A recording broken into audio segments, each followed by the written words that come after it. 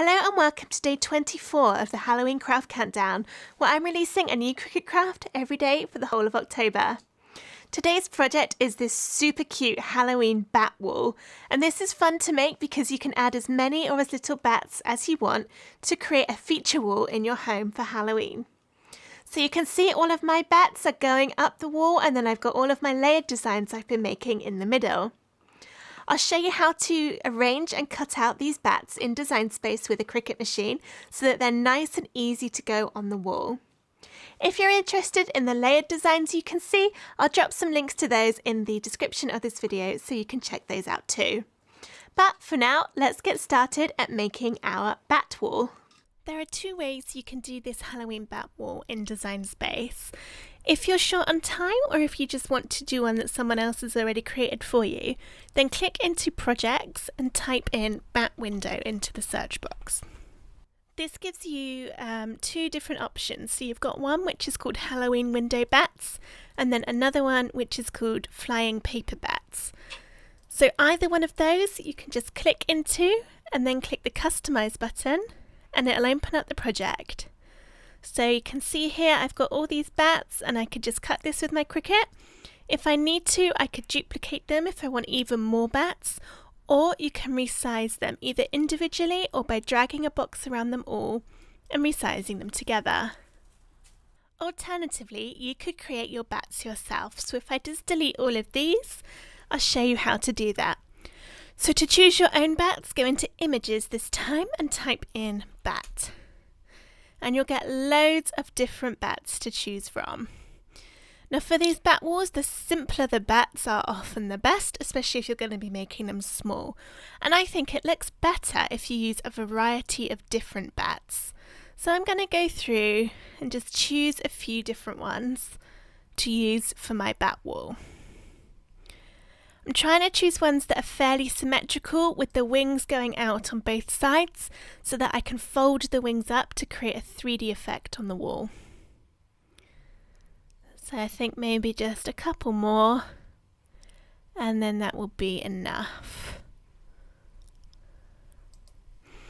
Alright, so now I can click Insert Images and I will have all of those bats. Here we are. Okay. So let's have a look at these. So now that I've got my bats, I can go about duplicating them and resizing them. So I'm going to make a few copies of each bat and make them all different sizes. So I'm going to start my bats really quite small. So this one is 2 inches high and 6 inches wide. That is pretty big. I think it's because I'm zoomed out that they're not looking that big. So I'm going to make them all a bit smaller. It doesn't really matter what size you choose. Just make sure you've got a good variety so that when you're creating them all on the wall, you can make a nice looking flock of bats in a nice variety of shapes and sizes to make it look a little bit more realistic. So I'm going to do 3 of each bat, and I might actually decide to do some more once I've cut this out, when I can see them on the wall, because then I'll know if I need any more or not.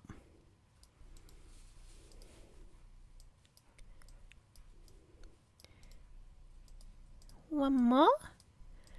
Okay, that is my 3 of each bat done. So now I can click Make It, and Design Space will put them all onto a mat for me, but I think I can fit more on than this. So first I'm going to change my paper size to A4, as that's what I'll be using to cut them out with. And then I'm just going to go through each one.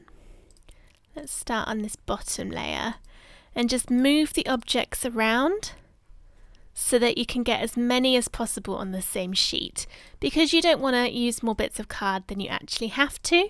So by doing this, it means that you can fit more on to one sheet of card and use less materials, which is always a good thing. So it might take a little while.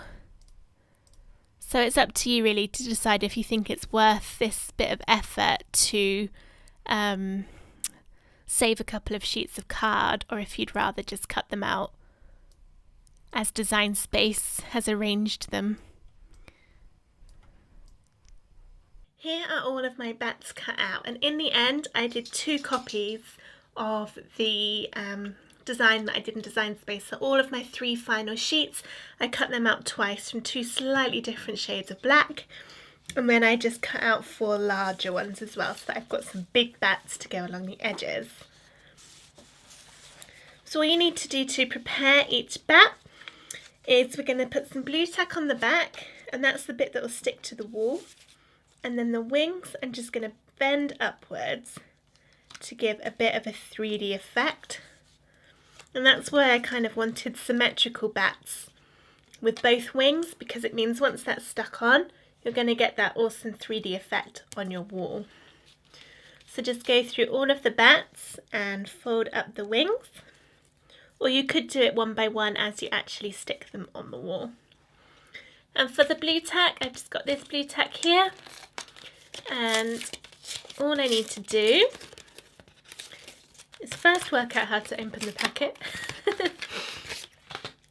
So I just want to get a little bit of blue tack. You really don't need very much as they're quite light. Just a bit of blue tack on the back of each bat. So it's going on the flat bit here. And then they are ready to go on the walls. So you can add them in whatever order you want and take up as much or as little space as you want. And don't feel you have to use every single one you cut out, or even if you've not done enough, just go ahead and cut some more. Stick them all to your wall, and then you'll have your very own Halloween bat wall made out of cardstock, which will look something like this.